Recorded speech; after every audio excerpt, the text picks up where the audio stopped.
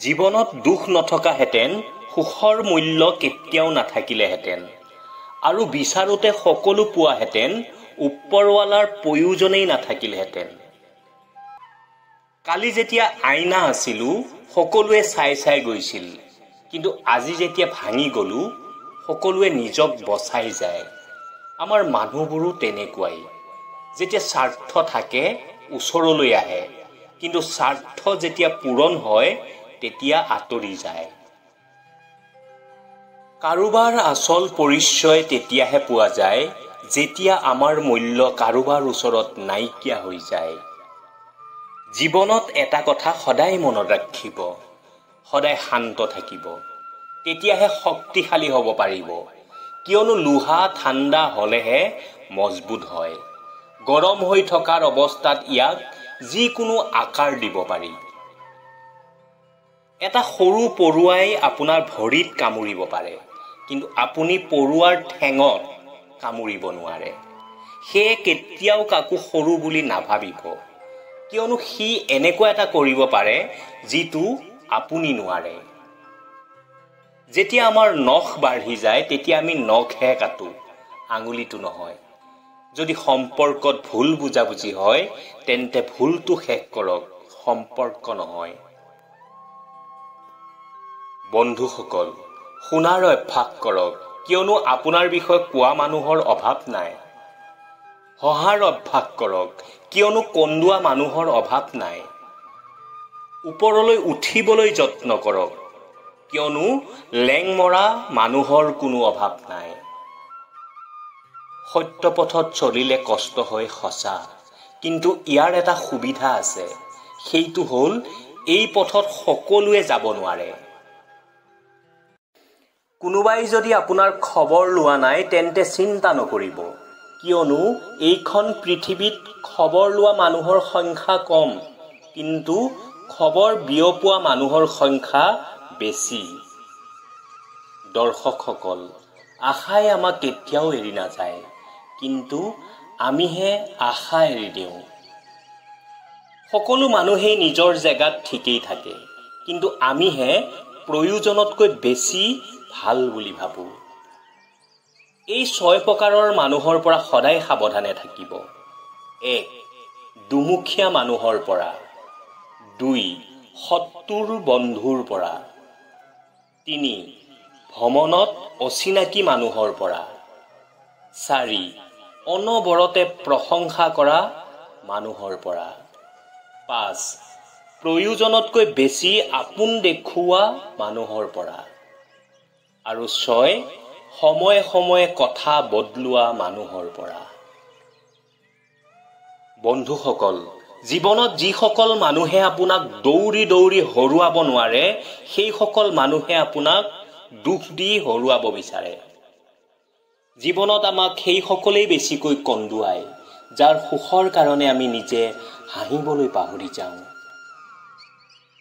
এখন কলিযুগৰ পৃথিৱী হয়, ইয়াত সত্যত চলাজনৰ, হৃদয়েৰে সম্পৰ্ক কৰাজনৰ আৰু প্ৰেম কৰাজনৰ মূল্য নাই।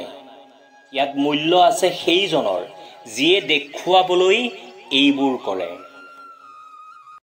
কাৰোবাক টকা ধাৰে দিলে অলপ ভাবি চিন্তি দিব, কাৰণ টকা ঘূৰাই পাবলৈ ভিক্ষাৰীৰ দৰে বিচাৰিবলগীয়া হয়। আৰু টকা ধাৰে লোৱাজনে মালিকৰ দৰে তাৰিখৰ পিছত তাৰিখ দি যায়। কথাটো তিতা হ'লেও এইটোৱেই সত্য। ছোৱালীবোৰক কোৱা হয় যে যোগ্য হোৱা, তোমাক আনৰ ঘৰলৈ উলিয়াই দিব লাগিব।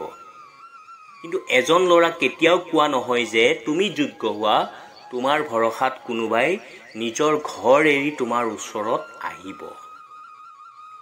বেছি সুন্দৰ হোৱাৰ বাবে সীতাক হৰণ কৰা হৈছিল। বেছি অহংকাৰৰ বাবে ৰাৱণৰ পতন হৈছিল। বেছি দানী হোৱাৰ বাবে কৰ্ণৰ প্ৰাণ গৈছিল। সেইবাবে সকলো সময়তে এই বেছিটোক ত্যাগ কৰি চলিব। চাণক্যই কৈছিল, আপুনি সুখত থকাটোৱেই আপোনাৰ শত্ৰুৰ বাবে আটাইতকৈ ডাঙৰ শক্তি। জ্বলি থকা চাকিগছিয়ে কেতিয়াও একো নকয়, পোহৰে তাৰ পৰিচয় দিয়ে। ঠিক তেনেকৈ আপুনিও নিজৰ বিষয়ে একো নকব। ভাল কাম কৰি যাওক, সেই কামেই আপোনাক পৰিচয় দিব। কওকচোন, সদায় এবাৰ হ'লেও হৃদয়ৰ আদালতত প্ৰৱেশ কৰিব। শুনিছোঁ তাত কেতিয়াও ভুল বিচাৰ নহয়। আমাৰ প্ৰায় এনেকুৱা লাগে যে আমাতকৈ আনৰ জীৱনেই ভাল, কিন্তু আমি এইটো পাহৰি যাওঁ আনৰ কাৰণে আমিও আনৰ।